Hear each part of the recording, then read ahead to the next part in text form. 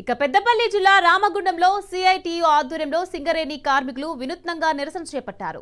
సొంతింటి కళ అమలు కోసం సీక్రెట్ బ్యాలెట్ ద్వారా సింగరేణి కార్మికులు వారి అభిప్రాయాన్ని వ్యక్తం చేశారు.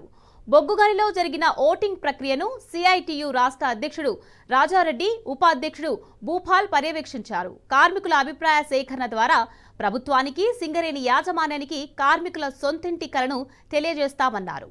సింగరేణి వ్యాప్తంగా 1360 ఎకరాల ఖాళీ స్థలం ఉందన్నారు.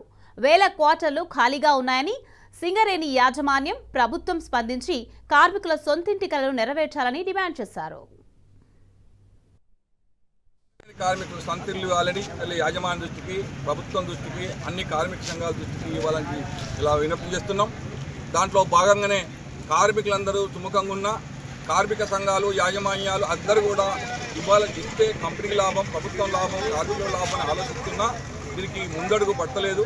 మరి కార్మికుల అభిప్రాయం కూడా తెలుసుకోవడం కోసం ఇలా అన్ని మహిళల మీద సింగరేణి వ్యాప్తంగా అన్ని డిపార్ట్మెంట్లలో ఒక రెఫరెండం లాగా మీకు ఇల్లు కావాలా లేదా సింగరేణి ఇచ్చే కొత్తగా కట్టించే క్వార్టర్ కావాలంటే వీళ్ళందరూ కూడా ఆ ఓట్లలో పాల్గొంటున్నారు.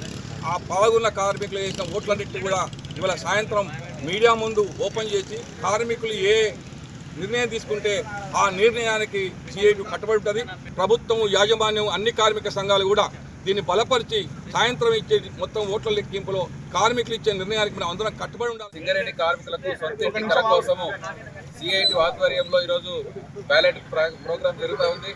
కార్మికులందరూ కూడా చాలా ఉత్సాహంగా పాల్గొని ఓట్లు వేస్తూ ఉన్నారు. ఈ పరిస్థితుల్లో సింగరేణి యాజమాన్యం కావచ్చు, గుర్తింపు సంఘాలు కావచ్చు, ప్రాతినిధ్య సంఘాలు అనేక ఆటంకాలు సృష్టిస్తూ ఉన్నాయి. ఈరోజు ఈ కార్యక్రమానికి రాకుండా అనేక రకాల ఇబ్బందులు పెట్టారు. లోపల బాక్సులు పెట్టకుండా ఆటంకాలు కల్పించారు.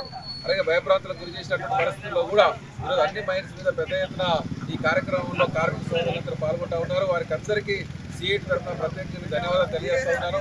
ఏదేమైనా ఈ కార్మికుల్లో ఇచ్చినటువంటి అభిప్రాయాల్ని మళ్ళీ సింగరేణి యాజమాన్య దృష్టికి, ప్రభుత్వం దృష్టికి తీసుకొని వచ్చి సొంత ఇంటి కళ సాధించే వరకు సిఐటి పోరాటం చేసిన సందర్భంగా తెలియజేస్తూ ఉన్నాం.